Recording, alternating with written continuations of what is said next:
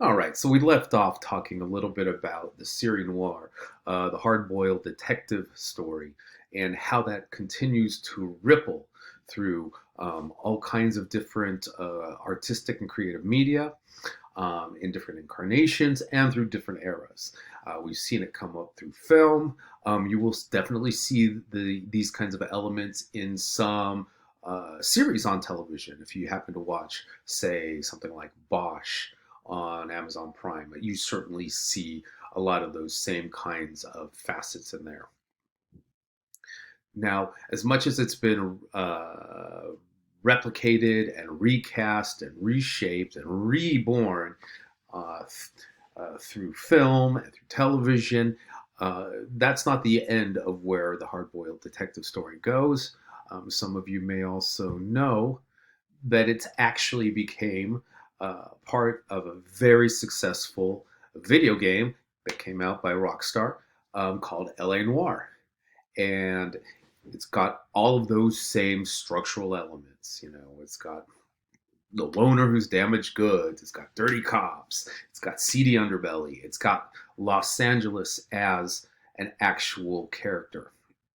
And you know, if you're really interested in period design in terms of clothing and architecture and cars, LA Noir does a fantastic job of recreating Los Angeles in, I believe it is 1949 or 1950. So it's great. You can drive around and see, you know, what the library looked like back then, or what Silver Lake looked like, or Musso and Frank's, or oh gosh, what was the other thing I was going to talk about? There's one more. Did I say City Hall? Oh, but it's just fantastic. The architectural work, the design is just great. So it's great. It's a lot of fun. Lots of great interior shots too. This reminds me a bit of the bar that is at the beginning of Red Wind that Dalmas is in when stuff all goes sideways, and I won't give you any more detail about that. One thing I will say about the PDF I found of Red Wind, because it's not in our edition of the Norton, it's added some photos to it. I don't think the photos make a whole lot of sense. There's a bar shot that is way too fancy for this kind of neighborhood joint that Dalmas is in. It's a picture of a woman with a car. The woman, I don't know who that's supposed to be. It's not really anything like Lola, but the car is definitely period. And they're just pictures of guns. I all right, yeah, I guess.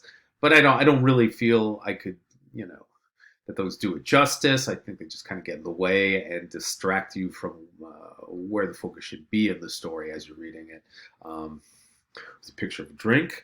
Yeah, drinking happens a lot in these stories, so yeah, I think that's pretty accurate. I was going to say, well, oh yeah, oh, I tried to take the pictures out, but the PDF was locked, so I don't know how to do that.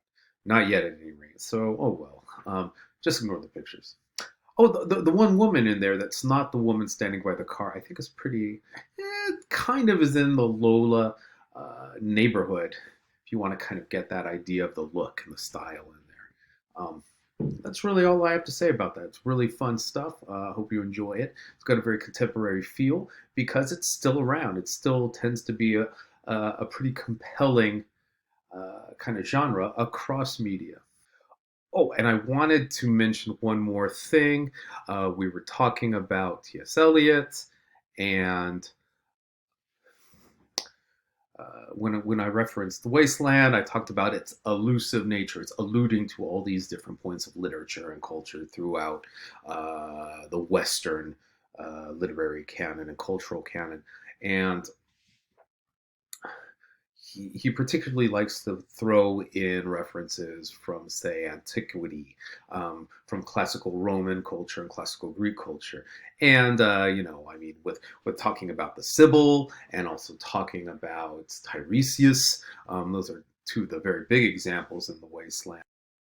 Now that's a jump cut, smash cut. Um, but if you are interested in classical Greek and classical Roman culture, I found a very funny Twitter thread which is called Classical Studies Memes for Hellenistic Teens. So it kind of takes like all of that stuff from the classical literature and the culture and the philosophy and the art, um, and posts different tweets about it, which are often pretty funny. I like this one.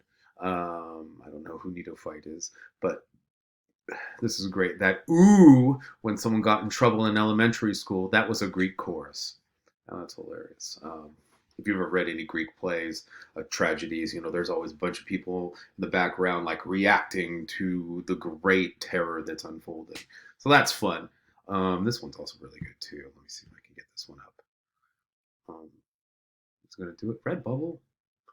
Top causes of problems in Greek mythology. So it jumped me to a different page. But mortals committing acts of hubris, that means pride, self-fulfilling prophecies, that's good. Gods bickering over trivial objects, yep. Zeus couldn't keep it in his pants, partially correct. I would say tunic would be the more accurate term. But yeah, it's fun, it's goofy. You may like it. Check it out. It's at CSMFHT, Classical Studies Memes for Hellenistic Teens. You don't have to be a teen to enjoy it. That's all I have for Red Wind and other random recommendations at this time. Hope you enjoy it. As always, if you've got any questions, let me know. I hope I see you at Advice Hour soon.